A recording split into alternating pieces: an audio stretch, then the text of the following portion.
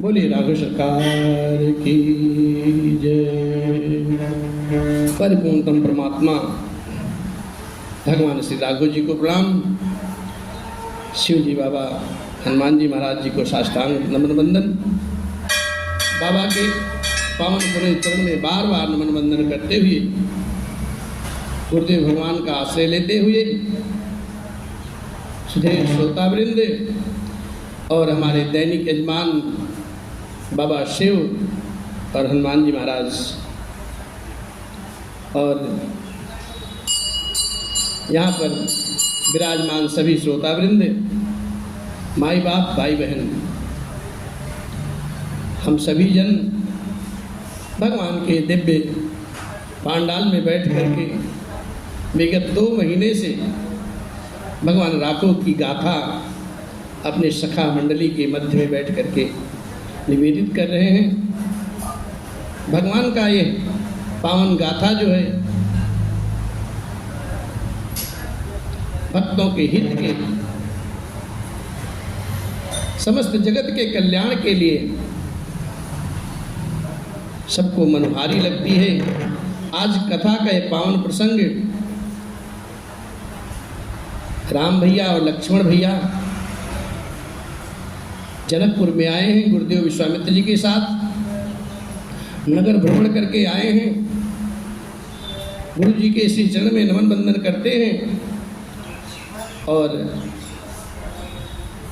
गुरु जी संध्या वेला होती है, संध्या वंदन करते हैं और भोजन प्रसाद पाते हैं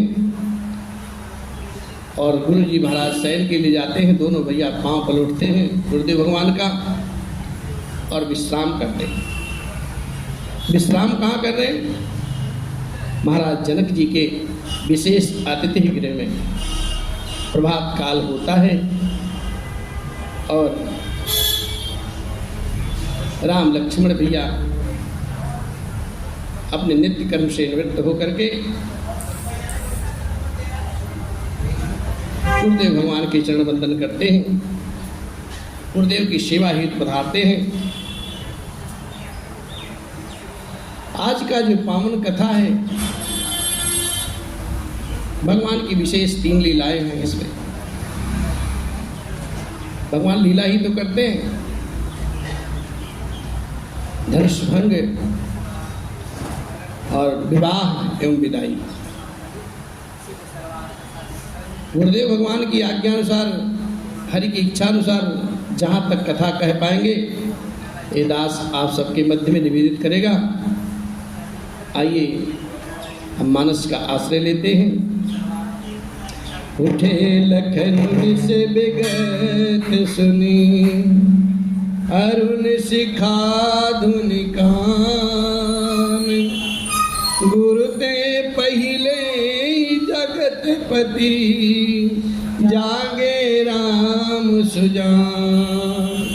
जगत के स्वामी सुजान राघवेंद्र सरकार गुरुदेव भगवान से पहले ही जाग गए और सब शौच क्रिया करके जाकर के स्नान पूर्वक फिर संध्या वंदन करते हैं और अपना नित्य कर्म समाप्त करके उन्होंने मुनि विश्वामित्र जी के श्री चरण में मस्तक नवाया है और पूजा का समय जान करके गुरु की आज्ञा लेकर के दोनों भाई फूल लेने के लिए आगे चलते हैं।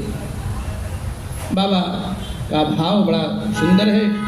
लिखते हैं, सकल सोच कर जाए नहाए, नित्य निभाए मुनि सिर नाए, समय जाने गुरु आय सुपाई, लेन प्रसून चले 2 भाई, भूप बागुबर देखूं जाई, जहाँ बसंत ऋतु रही लुभाई, लागे बिटप मनोहर नाना, बरन बरन बर बेल बिताना, बरन बरन बर बेल बिताना। राम भैया और लक्ष्मण भैया संग जाते हैं और उन्होंने जाकर के जो राजा जनक जी का सुंदर बाग था, बगीचा था, उसको देखा है। और वहाँ पर रमणीय स्थान साहब, रम्य करने वाली, जहाँ बसंत लुभा करके रह जाती है। मन को लुभावने वाले अनेक अनेक वृक्ष लगे हुए, रंग बिरंगी उत्तम लताओं के मंडप छाए हुए साहब। भगवान उसको, उस वाटिका को देख करके निहाल हो जाते हैं। राजा जनक जी की जो वाटिका है ना, वो कोई साधारण वाटिका नहीं थी, वो योग वाटिका थी साहब। उसके पुष्प कभी धूमिल नहीं होते थे, कभी मुरझाते नहीं थे, ऐसी विशेषता थी। उस वाटिका में हमेशा नित्य नए नवीन कपोले, पत्ते और सुंदर सुंदर फलों से, पुष्पों से हमेशा लदे रहते थे। कभी कभी तो कल्प वृक्ष भी उस वाटिका को देख करके लजा जाते थे कि अपनी संपत्ति, कल्प वृक्ष ये सोचते थे कि हमारे पास तो कुछ भी संपत्ति नहीं है जो इस योग वाटिका में। नो पल्लव फल सुमन सुहाए, निज संपत्ति सुर रूक लजाए। चातक कोकिल कीर चकोरा, पूजत बिहग नटत कल मोरा। पूजत बिहग नटत कल मोरा। वहाँ पे पपीहे, कोयल, तोते, चकोर आदि पक्षी अपनी मीठी मीठी सुंदर बोली बोल रही हैं और मोर नृत्य कर रहे हैं साहब। और ऐसी स्थिति को, ऐसी परिस्थिति को, ऐसे वातावरण को देख करके राघवेंद्र सरकार हर्षित हो जाते हैं। और इतना ही नहीं, वहाँ पे एक सुंदर सरोवर था, तालाब था, जिनकी सीढ़ियाँ, जिसकी सोपान हीरे माणिक्य से बने हुए थे साहब। और मध्य भाग सरु सोह सुहावा, मणि सोपान विचित्र बनावा। विमल सलिल सरसिज बहुरंगा, जल खग कूजत गुंजत भृंगा। जल खग कूजत गुंजत भृंगा। बाग के बीचों बीच में सुहावना सुंदर सरोवर सुशोभित हो रहा था, जिसमें मणियों की सीढ़ियाँ विचित्र कारीगरी से लगी हुई थी। और उसमें स्वच्छ निर्मल जल है, इसमें अनेकों रंग के कमल खिले हुए हैं। जल के पक्षी सब कलरव कर रहे हैं अपनी अपनी वाणी में। और भ्रमर जो हैं वो पुष्पदल पर गुंजायमान कर हो रहे हैं। ऐसे सुंदर सरोवर को देख करके राम और लक्ष्मण भैया प्रफुल्लित हो जाते हैं, हर्षित हो जाते हैं। बागु तड़ागु बिलोकी प्रभु, हर्षे बंधु समेत। परम रम्य आराम यहु, जो राम ही सुख देत। परम रम्य आराम यहु, जो राम ही सुख देत। भगवान राघवेंद्र सरकार जब इस परम रम्य सुंदर सरोवर को, वाटिका को देखते हैं, वास्तव में परम रमणीय है साहब। और जगत को सुख देने वाले, जो जगत को सुख देने वाले हैं, उनको जब ये स्थिति सुख दे रही है, तो आप समझ जाइए कितना रम्य और रमणीय स्थान वो होगा। राघव सरकार और लक्ष्मण भैया जब उस वाटिका में प्रवेश करने की सोचते हैं, तो माली लोग, वहाँ पे जो सेवकगण होते हैं, वो सेवा करते रहते हैं। भगवान तो मर्यादा की खान है, और कभी भी भगवान ने मर्यादा से अच्युत होकर के काम नहीं किया। और वैसे भी वो वाटिका जो थी, वो बताते हैं पुरुषों के लिए वर्जित था। उसमें सिर्फ स्त्री वर्ग का ही प्रवेश था। और उन्होंने उस माली से, जो रखवाले थे वहाँ पे, जो सेवकगण थे, उनसे बड़े प्रेम भाव से पूछते हैं, हे माली भैया, क्या मैं इस वाटिका में से पुष्प अपने गुरुदेव भगवान के पूजन हेतु ले सकता हूँ? जो भगवान कल नगर में भ्रमण कर रहे थे, सारे बालक वृद्ध नर नारी सब लोग देखने के लिए आतुर थे, और वही राघवेंद्र सरकार भैया लक्ष्मण के साथ उस वाटिका में जब प्रवेश करते हैं तो मालीजन निहाल हो जाते हैं, और जैसे भगवान पूछते हैं, क्या मैं आपकी इस सुंदर वाटिका से कुछ पुष्प ले सकता हूँ?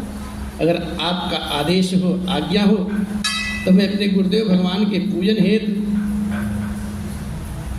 थोड़ा सा पुष्प उतार सकता हूँ। माली तो निहाल हो गए कि आज तो भगवान मेरे स्वयं पास आके ऐसा निहोरा कर रहे हैं, ऐसा निवेदित कर रहे हैं। माली जी तुरंत, हाँ हाँ सरकार, क्यों नहीं, आइए, स्वागत है आपका।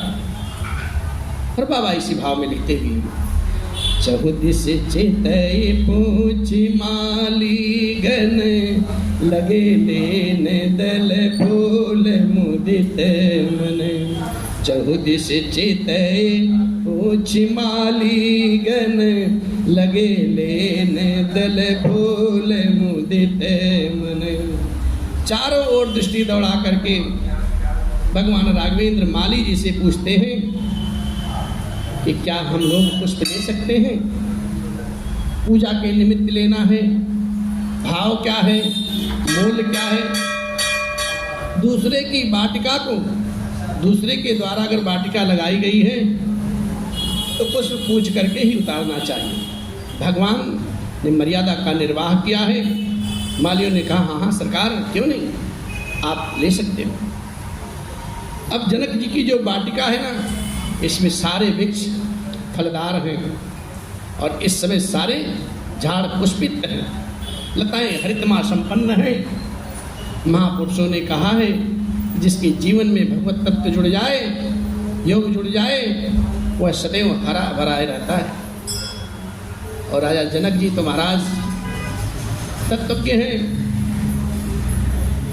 और आजकल के लोग किसी से बोलो चलो कीर्तन कर लें, किसी से बोलो चलो मंदिर चल लें, किसी से बोलो भैया कथा करवा लो, मतलब नहीं होता। और अगर पार्टी करानी है ना तो तत्क्षण तैयार हो जाते हैं। इसलिए भगवान नाम से लोग इतना कतराते हैं कि पूछो ही मत, जूड़ी आ जाती है साथ। उसी समय की बात है,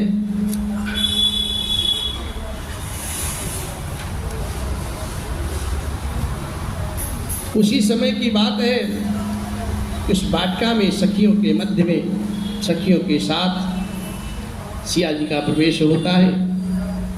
और सिया जी की जो मैया है ना, वो गिरजा पूजन के हेतु उनको भेजती हैं। और इधर मेरे राघवेंद्र सरकार पुष्प दल तोड़ने के लिए आगे बढ़ते हैं। और जब वो आगे बढ़ते हैं तो होता क्या है, सखियों के मध्य में सिया जी चली आती हैं और सखियां सुंदर गीत गाती हैं। क्या, गौरी दरबार चला हो सखी पूज आई, गौरी दरबार गौरी दरबार, गौरी दरबार, ओ भोला दरबार चला हो सखी पूज आई, गौरी दरबार चलो सखी पूज आई। सिया जी के मध्य में सारी सखियां गाती हैं। क्या, हे सखी, हरे शंकर के पूजा करबे सब सखी ले मिले, भोला के पूजा करबे सब सखी ले मिले, गौरा जी के करबे आज, गौरा जी के करबे आज सुरहु सिंगार चलहु सखी पूजियाई, गौरी दरबार चलहु सखी पूजियाई। पूजा कीन अधिक अनुरागा, पूजा कीन अधिक अनुरागा, निज अनुरूप सुभग बर मांगा, निज अनुरूप सुभग बर मांगा। अरे मैया जी के बोले सब, गौरा जी के बोले सब, मऊ गौरा जी के बोले सब, सखी जय जयकार चला हो सखी पूजियाई, गौरी दरबार चला हो सखी पूजियाई, शंभु दरबार चला हो सखी पूजियाई। बोले भोलेनाथ भगवान की जय। सियाजू अपनी सखियों के मध्य में गिरजा पूजन हेतु आती हैं और मैया उनको पूजा करने के लिए वहाँ भेजती हैं। जो सखियाँ हैं उनके संग में जो सखी हैं सुंदर सयानी, वो यही गीत गाती हैं। अरे चला हो सखी पूजियाई, गौरी दरबार चल हो सखी पूजियाई। साथ में सुंदर सयानी सखी जो है वो मनोहर वाणी में गीत गाती हैं साहब। और सरोवर के पास गिरजा जी का सुंदर मंदिर है जिसका वर्णन नहीं किया जा सकता, देख करके मन मोहित हो जाता है साहब। सखियों समेत सियाजू हर्षित होकर के मज्जन करती हैं और मुदित मन से गौरी जी के मंदिर में जाती हैं, बड़े प्रेम भाव से पूजा करती हैं। निज अनुरूप सुभग बर मांगा, मज्जन कर सर सखिन समेता, गई मुदित मन गौरी निकेता। पूजा कीन अधिक अनुरागा, निज अनुरूप सुभग बर मांगा। सखियों सहित सरोवर में स्नान करके सीता जी प्रसन्न मन से गिरजा जी के मंदिर में जाती हैं और उन्होंने बड़े प्रेम भाव से गिरजा जी का पूजन अर्चन किया है, अपने ही योग्य सुंदर वर मांगा है। उसी समय की घटना घटती है। क्या घटना ये घटती है कि सिया जी अपने सखियों के साथ में पूजा तो करती हैं, लेकिन एक सखी जो होती है उनकी बड़ी चंचला होती है। वो क्या करती है कि सिया जी के सखियों के समूह को छोड़ करके वो पुष्प वाटिका को देखने के लिए चली आती है। और जब पुष्प वाटिका को देखती है तो वो सखी उस पुष्प वाटिका में भगवान राघव सरकार और लक्ष्मण भैया के साथ में पुष्प दल उतार रहे हैं। और जब पुष्प दल उतारते हैं तो सखी जैसे ही दोनों सुकुमार को देखती है और देखते ही देखते निहाल हो जाती है, और फिर पहले तो अपने लोचन भर करके दर्शन करती है और फिर अपने सखियों के साथ जा करके बोलती है, अरे सुनो सुनो सखी सुनो। बोले क्या हुआ? बोले जब कल वो नगर में ना दोनों कुमार आए थे बाबा जी के साथ, वही दोनों कुमार आज अभी पुष्प वाटिका में आए हैं और अपने हाथों से पुष्प दल उतार रहे हैं। तो पूजा तो बाद में कर लेना सीते, चल के देख तो ले, दर्शन तो कर लो। और सखी अपने भाव में कहती है क्या? हर कुमार मैंने देखे सुंदर सखी दो कुमार, कुमार मैंने देखे सुंदर सखी दो कुमार। हाथ में फूलों का दोना सोहे, हाथ में फूलों का दोना सोहे, सुंदर गले में सोहे हार। कुमार मैंने देखे सुंदर सखी दो कुमार, कुमार मैंने देखे सुंदर सखी दो कुमार। और सखी कहती है वो कुमार कैसे हैं? सुंदर सलोने बाके रसीले, सुंदर सलोने बाके रसीले, मोह लिए नर नार, मोह लिए नर नार, कुमार मैंने देखे सुंदर सखे दो कुमार, कुमार मैंने देखे सुंदर सखी दो कुमार। सखी कहती है ये सखी वही कुमार आए हैं जो कल सारे सबका मन मोह लिए थे, नर नारी का सबका मन मोह लिए थे। और वो कौन कुमार है? मुनियों का यज्ञ जिन्होंने रचाया, मुनियों का यज्ञ इन्होंने रचाया, दीनों की सुनते पुकार, कुमार मैंने देखे सुंदर सखी दो कुमार, कुमार मैंने देखे सुंदर सखी दो कुमार। भक्तों के जीवन संतों के प्यारे, भक्तों के जीवन संतों के प्यारे, सबके हैं प्राण आधार, कुमार मैंने देखे सुंदर सखी दो कुमार, कुमार मैंने देखे सुंदर सखी दो कुमार। करुणा के सागर दशरथ दुलारे, करुणा के सागर दशरथ दुलारे, सब इनसे करते हैं प्यार, सब इनसे करते हैं प्यार, कुमार मैंने देखे सुंदर सखी दो कुमार, कुमार मैंने देखे सुंदर सखी दो कुमार। और इतना ही नहीं, पल भर में अपने चरणों की रज से, पल भर में अपने चरणों की रज से, नारी अहिल्या दितार, कुमार मैंने देखे सुंदर सखी दो कुमार, कुमार मैंने देखे सुंदर सखी दो कुमार, कुमार मैंने देखे सुंदर सखी दो कुमार।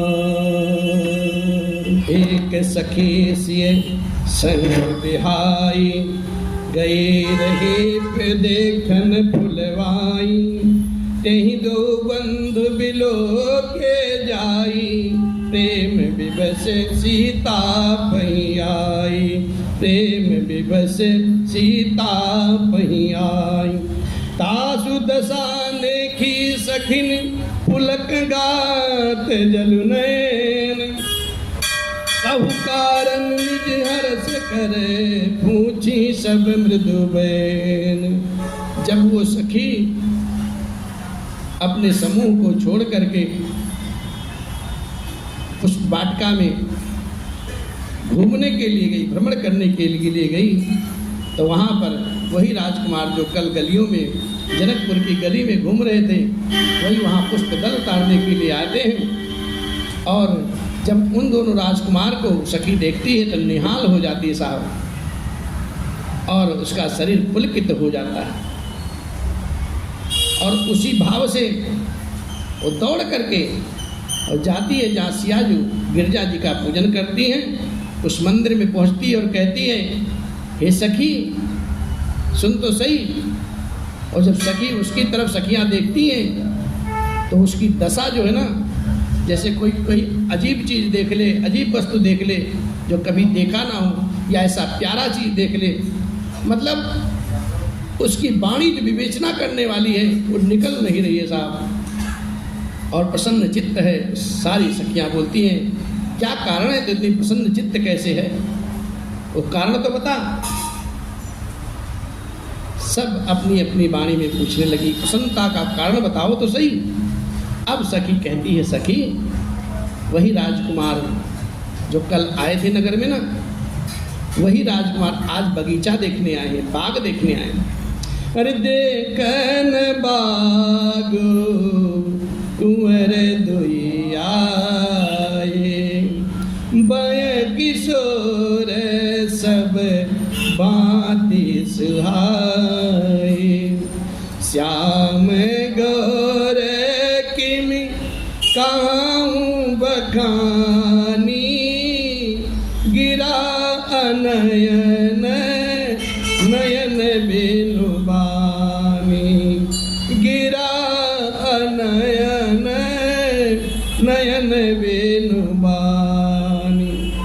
उस सखी ने कहा है, हे सखी वही दोनों राजकुमार बाग देखने आए हैं जो कल जनकपुर की गली में घूम रहे थे और किशोर अवस्था के हैं, सब प्रकार से सुंदर हैं, सांवले और गोरे वर्ण के हैं। उनके सौंदर्य को मैं कैसे बखान करके कहूँ, वाणी बिना नेत्र की है। और जो कहती है, क्या बात है, शब्द पे ध्यान देने लायक है। जो कहने वाला है वो देख नहीं सकता और जो देखने वाला है वो कह नहीं सकता। उनकी सुंदरता का रूप कैसे बखान करूं।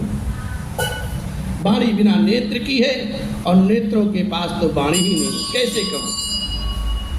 ये सुन करके श्री सीता जी के हृदय में उत्कंठा जाग उठी और सारी सखियां प्रसन्न हो गई। सुन है सी सब सखी सयानी, सियहि अयते उत्कंठा जानी, एक कहीं नृप सुत तेहि आली, सुने जे मुनि संग आए काली। सिया जी के मन में उत्कंठा जागृत हो जाती है और सब सयानी सखियां प्रसन्न होती हैं। एक सखी कहने लगी, हे सखी पता है वही राजकुमार हैं, सुना है जो कल मुनि विश्वामित्र जी के साथ आए हैं और जिन्होंने अपने रूप की मोहनी पूरे नगर में डाल दी है, नगर के स्त्री पुरुषों को अपने बस में कर लिया। जिन निज रूप मोहनी डारी, कीन सुबस नगर नर नारी, बरनत छवि जहाँ तहाँ सब लोग, अवश्य देखियहि जोगन। क्या बात है, अवश्य देखियहि देखन जोग। और इतना ही नहीं, जहाँ तहाँ सब लोग उसी छवि का वर्णन कर रहे हैं, अवश्य ही चल करके उन्हें देखना चाहिए, वह देखने ही योग्य है सखी। और उसके वचन को सुन करके सीता जी को अत्यंत ही प्रिय लगा और दर्शन के लिए उनके नेत्र अकुला उठे। तासु बचन अति सियहि सुहाने, क्या नहीं, दरस लागी लोचन अनुरागे, दरस लागी लोचन अनुरागे। चली आग्रह करी प्रिय सखी सोई, प्रीति पुरातन लखई। क्या बात है, बूढ़ तत्व है साहब। सियाजू सब समझ गई और जब समझ जाती हैं, बाबा छुपा के लिखते हैं और सखी का वो वचन है जो सखी बोलती है, सिया जी को बड़ा प्रिय लगता है और उनके दर्शन करने के लिए उनके नेत्र ललचा उठे, खुला उठे। उस प्यारी सखी को अच्छा चल बता कहाँ पे, आगे कर देती हैं और सारी सखियाँ सियाजू के साथ चली पड़ती हैं भगवान के दर्शन के लिए। और सिया जी तो समझ जाती हैं, उस पुरानी प्रीति को, रीति को समझ गई कि मेरे भगवान अब आ गए हैं, मिलने का संयोग बन रहा है। लेकिन इस प्रीति को देख करके कोई लख नहीं पाता, कोई समझ नहीं पाता। सियाजू अपने गुरुदेव भगवान के वचन को याद कर लेती हैं, नारद भगवान का, और उन्हीं के इसी चरण में बार बार नमन वंदन करती हुई आगे को बढ़ती हैं। सुमिर सिय नारद वचन उपजी प्रीति पुनीति, चकित बिलोकत सकल दिशे, जनु मृग सभी समेत। चकित बिलोकत सकल दिशे, जनु से मृग समेत। नारद जी के वचनों का स्मरण करते हुए सीता जी के मन में पवित्र प्रीति उत्पन्न हो गई और वे चकित होकर के सबकी ओर इस तरह देख रही हैं कि मानो डरी हुई मृग छौनी इधर उधर देख रही है। अब सिया जो आगे बढ़ती हैं और पूज्यपाद गोस्वामी जी महाराज यहाँ लिखते हैं, क्या दृश्य है साहब। अरे कंकन किंकिनी नूपुर धुनी सुनी, कहत लखन सन राम हृदय गुनी, मानहु मदन दुंदुभि दीनी, मनसा विश्व विजय कह कीनी, मनसा विश्व विजय कह कीनी। भगवान राघवेंद्र सरकार और भैया लक्ष्मण पुष्प दल ले रहे हैं। भगवान तो पुष्प दल उतारने में लीन है और पीछे से 10 कदम 20 कदम दूरी पर सखियों का झुंड समाज आ रहा है और उनके पाँव में जो किंकनी बधी हुई है, नूपुर बधे हुए हैं, वो सुंदर मधुर स्वर झंकृत कर रहे हैं। और जब भगवान के कानों में वो धुन पड़ती है तब भगवान ने हृदय में विचार करके लक्ष्मण भैया से कहा है कि भैया ये ऐसी मधुर आवाज कहाँ से आ रही है। मानो कामदेव विश्व को जीतने का संकल्प करके डंके पर चोट मारी है क्या। और इतनी ही बात कह ही रहे थे राम जी लक्ष्मण भैया से, और इतना कहते ही भगवान मुड़ते हैं पीछे की तरफ, जैसे अपने मुखमंडल को घुमाते हैं और उधर सिया जी का मुखमंडल दिखता है उनको। और फिर इसी भाव से हंस कहीं फिर चितए तेहि ओरा, सिय मुख ससे भय नयन चकोरा, सिय मुख ससे भय नयन चकोरा। और इतना ही नहीं, भय बिलोचन चारु वचन चले, मनहु सकुचे तजे दिगन चले, मनहु सकुचे तजे दिगन चले। ऐसा कह करके भगवान राघवेंद्र फिर करके उस तरफ मोड़ देखा है तो श्री सीता जी के मुख रूपी चंद्रमा को निहारने लगे, एकटक देखने लगे।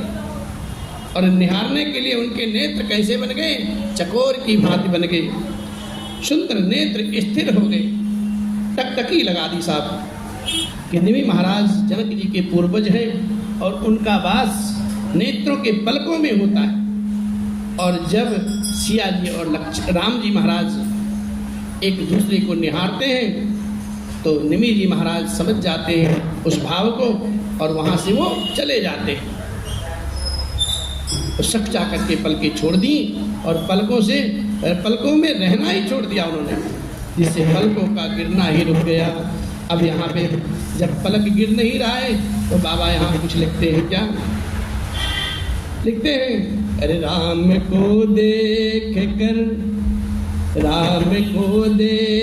कर सी जनक नंदनी, बाग में जा खड़ी की खड़ी रह गई। राम को देख कर श्री जनक नंदनी बाग में जा खड़ी की खड़ी रह गई। राम देखे सिया, राम देखे सिया और सिया राम को चारों अखियाँ लड़ी की लड़ी रह गई। राम देखे सिया माँ सिया राम को चारों अखियाँ लड़ी की लड़ी रह गई। ते जनकपुर गए देखने के लिए, सारी सखियाँ झरोखन से झांकन लगी। ते जनकपुर गए देखने के लिए, सारी सखियाँ झरोखन से झांकन लगी। देखते देखते देखते देखते मिल गई नजर दोनों की, जो खड़ी की खड़ी रह गई। खड़ी की खड़ी रह गई। राम देखे सिया माँ सिया राम को चारों लड़ी की लड़ी रह। बोली है एक सखी राम को देख कर, रच दिए हैं विधाता ने जोड़ी सुगर। बोली है एक सखी राम को देख कर, रच दिए हैं विधाता ने जोड़ी सुगर। पर धनुष कैसे तोड़ेंगे बारे कुंवर, सबके मन में ये शंका बनी रह गई। राम देखे सिया माँ सिया राम को चारों अखियाँ लड़ी की लड़ी रह गई। राम देखे सिया माँ सिया राम को चारों अखियाँ लड़ी की लड़ी रह गई। देख सी शोभा सुख पावा, हृदय सराहत बचन नयावा। जनु बिरंच सब निज नुपुनाई, बिरच विश्व कहाँ प्रगट दिखाई। सुंदरता कहूँ सुंदर करई, छब गृह देव सिखा जनु बरई। सब उपमा कवि रहे जुठारी, कहीं पट तरहूँ विदेह कुमारी। कहीं पट तरहूँ विदेह कुमारी। सिया जी की ऐसी सुंदर शोभा को देख करके श्री राम जी ने बड़ा सुख पाया, अपार सुख मिला साहब। हृदय में उसकी सराहना करते हैं किंतु मुख से कुछ बोलते नहीं। ये शोभा ऐसी अनुपम है मानो ब्रह्मा जी ने अपनी सारी निपुणता को इस मूर्तिमान करके संसार को प्रकट करके दिखा दिया हो साहब। वो सीता जी की जो शोभा है, सुंदरता की खान है, वो सुंदरता को भी सुंदर करने वाली है। वो ऐसे मालूम होती है मानो सुंदरता रूपी घर में, मानो सुंदरता रूपी घर में दीपक की लौ जल रही हो साहब।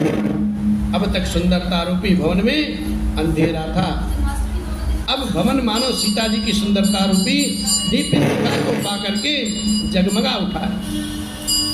पहले भी अधिक सुंदर हो गया, पहले से भी ज्यादा सुंदर हो गया है। सारी उपमाओं को तो कवियों ने झूठा करके रखा है। मैं जनक नंदिनी से सीता जी की उपमा कैसे कर दूं। और इस प्रकार से सिय शोभाहिय बरनि प्रभु आपनि दशा विचारी।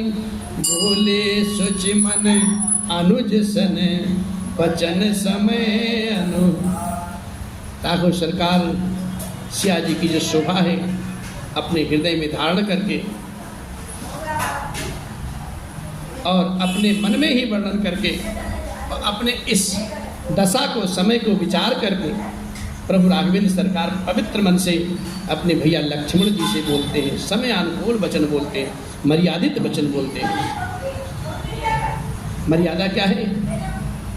मर्यादा ये है, राघव सरकार लक्ष्मण भैया से कहते हैं, तात, अरे तात जन के तन या ये है सोई, धनुष जगे जही कारण होई। कहते हे तात, ये वही जानकी जी, जनक जी की कन्या है जिनके लिए धनुष यज्ञ हो रहा है। और ये सखियां इनके साथ किस लिए आई हैं? पूजन गौरी सखी ले आई, करत प्रकाशु फिरई फुलवाई। सखियां इन्हें गौरी पूजन हेतु यहाँ लेकर के आई हैं और इस फुलवाड़ी में प्रकाश करती हुई फिर रही हैं, विचर रही हैं। अरे जासु बिलोकिक शोभा, साज पुनीत मोर मनु शोभा, सो सब कारण जान विधाता, पर कहीं शुभद अंग सुनु भ्राता, पर कहीं शुभद अंग सुनु। जिसकी अलौकिक सुंदरता को देख करके स्वभाव से ही मेरा मन पवित्र क्षुब्ध हो गया है साहब। और वह ये सब कारण अथवा उसका सब कारण तो विधाता ही जाने। किंतु हे भैया सुनो, मेरे मंगलदायक अंग, दाहिने अंग फड़क रहे हैं। और इतना ही नहीं, राघव सरकार फिर कहते हैं, अरे रघुवंश निकर सहज स्वभाव, मन को पंथ पगु धरई न काऊ, मोहि अतिशय प्रतीति मन केरी, जही सपने हूँ पर नारी नहेरी, जही सपने हूँ पर नारी न। रघुवंशियों का तो सहज स्वभाव है, जन्मगत स्वभाव है कि उनका मन कभी भी कुमार्ग पर नहीं जा सकता। तो अपने मन का अत्यंत ही विश्वास है कि जिसने जागृत की है, वो जितने जागृत की वो कौन कहे, स्वप्न में भी पराई स्त्री पर दृष्टि नहीं डाली। और फिर कहते हैं, इनके लाही नरि पूरन पीठी, नहीं पावही परतीय मनु डीठी, मंगन लाही न जिनके नाही, ते नरवर थोरे जग माही, ते नरवर थोरे जग। रण में शत्रु जिनकी पीठ नहीं देख पाते हैं, अर्थात जो लड़ाई के मैदान से भागते नहीं कभी, पराई स्त्रियां जिनके मन और दृष्टि को नहीं खींच पाती हैं, और भिखारी जिनके यहाँ से कभी जाते नहीं, अर्थात खाली हाथ कभी लौटते ही नहीं, ऐसे श्रेष्ठ पुरुष संसार में बहुत कम पाए जाते हैं। अपने भैया लक्ष्मण जी से राम जी ऐसी बात कही करते हैं, और बाबा लिखते भी बड़े भाव से बात करते रहते हैं, लेकिन भगवान का मन सीता जी की सुंदरता पे लुभा गया है। और इसी भाव में लिखते भी हैं, अरे बकरत बत कही अनुज सन, मन सिय रूप लुभान, मुख सरोज मकरंद छवि, करई मधुपई उपान।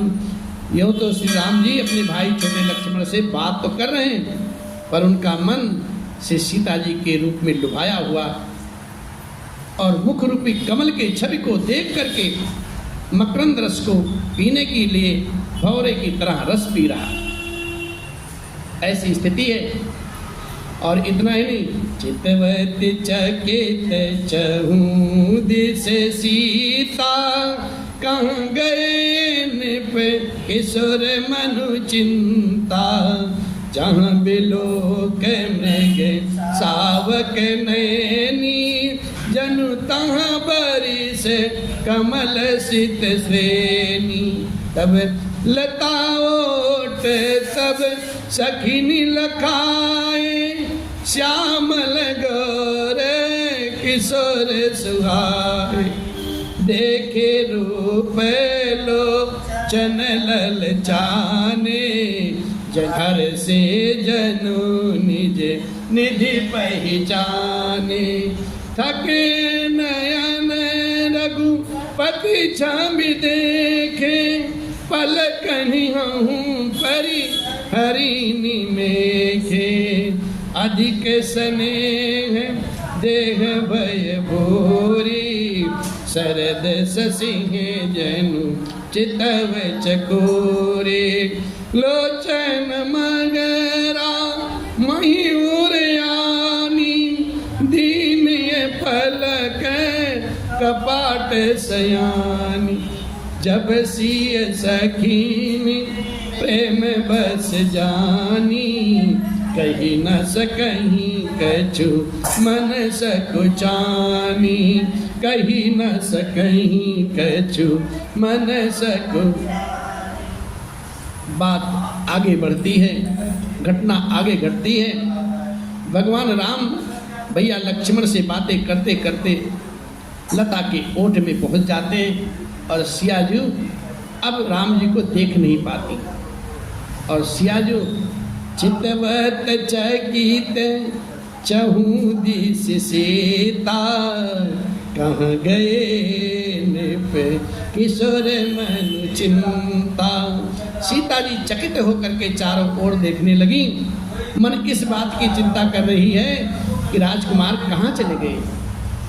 और जहाँ बिलो के मृग सावक नैनी जनु तहाँ बरे से कमल सित से। बाल मृग नैनी मृग के छौने सी आंख वाली सिया जी जहाँ जहाँ दृष्टि डालती हैं वहाँ मानो श्वेत कमलों की कतार बरस जाती है साहब। और इसी समय लता ओट तब सखीनी लखाए श्यामल गौर किशोर सुहाए। रूप देखी लोचन ललचाने हर से जनु निधि निज पहचाने हर से जनु निज निधि पहचाने। तब सखियों ने सीता जी को लता के बीच में जो राजकुमार थे उनको दिखाया है। वो देखो राजकुमार। और जब श्यामल गौर वर्ण के सुंदर सुकुमार राजकुमार सिया जी देखती हैं उनके रूप को देख करके उनके नेत्र ललचा उठते साहब। वो ऐसे प्रसन्न होती हैं मानो उन्होंने कोई अपना खजाना खोया हुआ मिल गया, पहचान लिया। और श्री रघुनाथ जी की ऐसी सुंदर छवि को देख करके उनके नेत्र निश्चल हो जाते हैं, थकित हो जाते हैं। पलकों ने भी गिरना छोड़ दिया साहब। अधिक स्नेह के कारण शरीर बेहबल बेकाबू हो जाता है, मानो शरद ऋतु के चंद्रमा को देख करके चकोरी बेसुध हुई सी देख रही। सिया जी की दशा ऐसी है। कुछ बात गोस्वामी जी महाराज बड़े भाव से लिखे, लोचन मगरा मयूर, क्या बात है। ओ दीने पलक कपाट सयान। सिया जी जब राम जी का दर्शन करती हैं, उनको देखती हैं, तो सिया जी कुछ बोलती नहीं, सिर्फ देखती ही रह जाती हैं और अपने नेत्रों द्वारा उनका दर्शन कर करके अपने हृदय में उनको विराजमान कर लेती हैं और अपने नेत्र को सिया जी बंद कर लेती हैं। अब आपको मैं निकलने नहीं दूंगी। और जब सिया जी अपनी आंख बंद कर लेती हैं तो सखियां कहती हैं, अरे बावली, पूजा तो ध्यान बाद में कर लेना, पहले भगवान को देख ले जो तेरे सामने खड़े हैं। और सखी उसी भाव से कहती हैं, जब सिय सखीन प्रेम बस जानी कहीं न सकहीं कछु मन सकुचानी कहीं न सकहीं कछु मन सकु। सिया जी के भाव को सखियां जब समझ जाती हैं, जान जाती हैं और सिया जी को व्यंग्यात्मक वचन बोल भी देती हैं, तो सिया जी अपनी निगाह को नीचे करके मुस्करा पड़ती हैं और सकुचा जाती हैं। ऐसा भाव। और अब उसी समय की बात है, लता भवन से प्रकट भय कहीं अवसर दो भाई, निकसे जन जुग विमल विदु जलज पटल बेलगाई। उसी समय दोनों भाई लता मंडप कुंज में से ऐसे प्रकट होते हैं मानो दो निर्मल चंद्रमा बादलों को चीर करके बाहर निकल गया हो साहब। ऐसी छवि है रघुनाथ की। और बाबा उसी भाव में लिखते हैं, अरे सुबह से व सुबह के दो बीरा, नील पीत जल जाब शरीरा, मोर पंख सिर सोतनी के, कुछ बीच बीच कुसुम कली के, कुछ बीच बीच कुसुम कली के। दोनों सुंदर भाई शोभा की सीमा है और उनके शरीर की जो आभा है नीले और पीले कमल की सी है साहब। सिर पर सुंदर सुंदर मोर पंख सुशोभित हैं और उनके बीच बीच में फूलों की कलियों के गुच्छे लगे हुए हैं साहब। ऐसे राघवेंद्र सरकार की छटा है। और इतना ही नहीं, बाल तिलक सर में बिंदु सुहाए, समन सुभग भूषण छवि छाए, विकट भ्रिकुटि कच घूघर वारे, नव सरोज लोचन रत्नारे, नव सरोज लोचन रत्न। माथे पर सुंदर सुंदर तिलक है और पसीने की जो बूंदें हैं वो शोभायमान होती हैं। ऐसे भगवान के कानों में सुंदर भूषणों की छवि छाई हुई है। भगवान की भवें टेढ़ी और घुघराले घुघराले बाल से सुशोभित, नए लाल कमल के समान रत्नारे, सुंदर सुंदर नेत्र हैं भगवान के। और उनकी ठोड़ी और नाक और गाल बड़े ही सुंदर है साहब। भगवान के मुखमंडल का तो वर्णन ही नहीं किया जा सकता। चारु चिबको नासिका कपोला, हास विलास लेत मन मोला, मुख छवि कही न जाई मोहि पाही, जो बिलो की बहु काम लजाई, जो बिलो की बहु काम लजाई।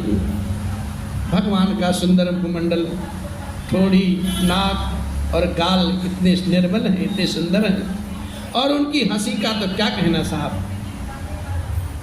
जब भगवान राघवेंद्र मुस्कुराते हैं ना तो सामने जो खड़ा होता है जीव उसके मन को खरीद लेते हैं, मोल ले लेते हैं, तुरंत बलिहारी जाते हैं सारे।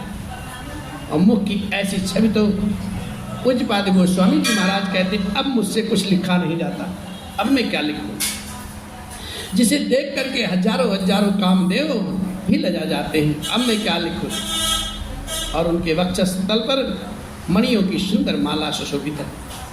और मणिमाल कंब कलगीवा, आम कलब कर भुज बल सीवा, सुमन समेत बाम कर दो ना, सांवर कुंवर सखी सुठ लो ना, सांवर कुंवर सखी सुठ। वक्षस्थल पर मणियों की सुंदर माला है, शंख के सदृश सुंदर उनका गला है। कामदेव के हाथी के बच्चे के सूंड के समान उतार चढ़ाव वाली एवं कोमल भुजाएं हैं भगवान की, जो बल की सीमा के साथ। इनके बाएं हाथ में फूलों सहित दोना है। अरे हे सखी, ये सांवला कुंवर तो बहुत ही लुभीला और सलोना है, ऐसा कहती हैं सखियां आपस में। और इतना ही नहीं, अरे के हरि कटि पट पेत धर, सुषमा शील निधान, देखी भानुकुल भूषण नहीं, बिसरा सखी अपान। सिंह सी पतली लचीली कमर वाले पीताम्बर धारण किए हुए रघुनाथ जी, जो शोभा है ना, वो शोभा और शील के भंडार है भगवान। सूर्य कुल के भूषण हैं। श्री रामचंद्र जी को देख करके सारी सखियां अपने आप अपने देह की शुद्ध बुद्ध सब भूल गई साहब।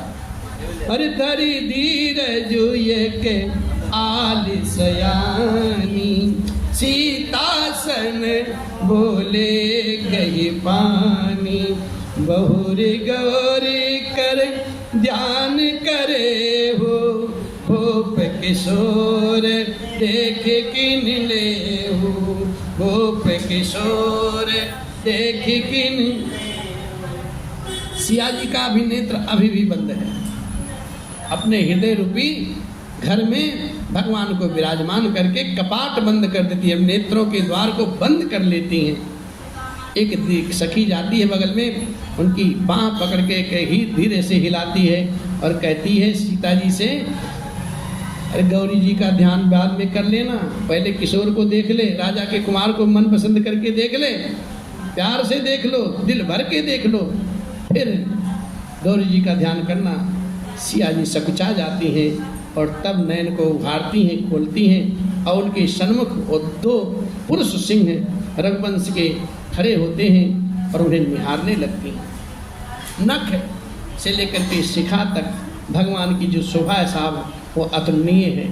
सिया जी देख करके उनको हर्षित हो जाती हैं, प्रफुल्लित हो जाती हैं, प्रसन्न चित्त हो जाती हैं। लेकिन फिर एक क्षण में अपने पिताजी का जो वचन है ना, उस हठ को देख करके सिया जी के मन को क्षुभित हो जाता है, दुखी हो जाता है बहुत ज़्यादा। और सिया जी कहती हैं, मेरे पिताजी ने क्या कर दिया, ऐसे सुंदर सुकुमार क्या विशाल काय विकट प्रचंड पिनाक का भंजन कर पाएंगे। उनका प्रण याद करके सिया जी का मन क्षुभित हो जाता है, क्षुब्ध हो जाता है। अरे सकुच सिंह तब नयन उघारे, सन्मुख दो रघु सिंह निहारे। नख सिख देखे राम कै शोभा, सुमर पिता पनु मनु अति शोभा। पर बस सखिन लखी जब सीता, भयो गौर सब काहीं सविता। और सखी जो होती है बड़ी होशियार होती है, उन्होंने बातों बातों में सारी बात बता देती हैं, भगवान के सामने सब कुछ कह देती हैं। जब सिया जी की ऐसी गति को देखती हैं और तब सब भयभीत होकर के सारी सखियां कहने लगी, अब बड़ा विलंब हो गया है, अब चलना चाहिए, कल इसी समय फिर हम आवेंगे। ऐसी रहस्यमय वाणी कह करके एक सखी मन में हंस पड़ी। अरे पुनियाय यही बेरिया काली, अस कहीं मन भी है सी कयाले। उड़ गिरा सुनी सिय सकुचानी, भयो विलंब मातु भय। धरि बड़े धेर राम उरयाने, फिर अपन पऊ पितु बस जाने। फिर अपन पऊ पितु बस जाने। सखी की ऐसी रहस्यमयी वाणी को सुन करके सीता जी सकुचा जाती हैं। अब देर हो गई है, ऐसा जान करके उन्हें माता का भय लगने लगा। बहुत धीरे धर करके श्री राम जी को हृदय में फिर ले आती हैं और उनका ध्यान करती हुई अपने पिता के अधीन जान करके लौट चलती हैं। अब कथा आती है, देखन मृग मिस बिहग तरु, फिर बहोरी बहोरी। निरख निरख रघुवीर छवि, बाढ़ी प्रीति न तोरी। मृग पक्षी और वृक्षों को देखने के बहाने सिया जी बार बार घूम जाती हैं, मुड़ जाती हैं और श्री राम जी की सुंदर छवि जो है वो देख देख करके उनका प्रेम कम नहीं बढ़ता है, अपार प्रेम बढ़ जाता है, अर्थात बहुत ही बढ़ता चला जाता है। इसी भाव के साथ अपने अपने मन में भगवान रघुनाथ और सिया जी के श्री चरणों में अपार प्रेम बढ़ाते बढ़ाते आज की एक कथा यही विराम लगी। भगवान की इच्छा रही कल फिर हम कथा गाएंगे। आप लोग जरूर आइए, भगवान का भाव बड़ा अच्छा है और कथा सुनिए, मन प्रसन्न हो जाएगा, भगवान के चरणों में मन अनुरक्त एकदम हो जाएगा। और इसी भाव से वो मेरे अलबेल राम, तेरे चरणों का मैं हूँ गुलाम। वो मेरे अलबेल राम, मेरे अलबेल राम, मेरे अलबेल राम, मेरे अलबेल राम, मेरे राम, तेरे चरणों का मैं हूँ गुलाम। ओ मेरे अलबेल राम, तेरे चरणों का मैं हूँ गुलाम। ओ मेरे अलबेल राम, कथा विसर्जन होत है बाबा शंभुनाथ हनुमान। राम लखन सिय जानकी करऊं सदा कल्याण। सियावर राम जय जय राम, मेरे प्रभु राम जय जय राम। हरे नमामि समीसान निर्वाण रूपम, विभुम व्यापकम ब्रह्म वेद स्वरूपम। निजं निर्गुणं निर्विकल्पं निरेहं, चिदाकाशमाकाशे वासं भजेऽहं। निराकार ओंकार मूलं तुरीयं, गिरा ज्ञान गोतीते मीशं गिरीशं। करालं महाकाल कालं कृपालं, गुणागार संसार पारं नतोऽहम्। शङ्कासे गौरं गभीरं, मनोभूतिकोटि प्रभाश्री शरीरम्। स्फुरन्मौलिकल्लोलिनी चारुगंगा, लसद भाल बालेन्दु कंठे भुजंगा। चलते कुंडलम भ्रू सुनेत्रं विशालम्, प्रसन्नाननं नीले कंठं दयालम्। मृगाधीश चरमाम्बरं मुण्डमालम्, प्रियं शङ्करं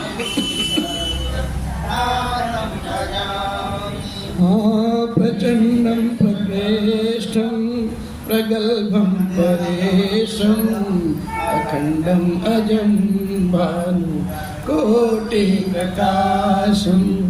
त्रयः शूलनेत्रमूलनं शूलपाणिं, भजेऽहं भवानी पतिं भावगम्यं।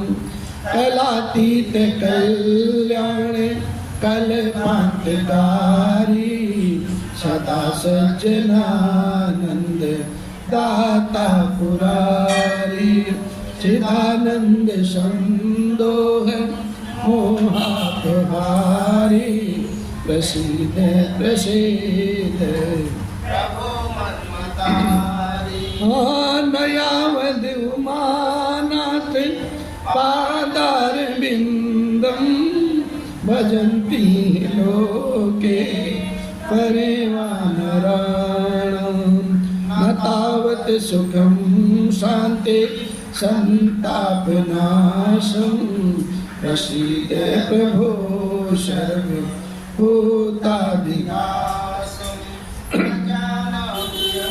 उगं जपं नैव पूजां,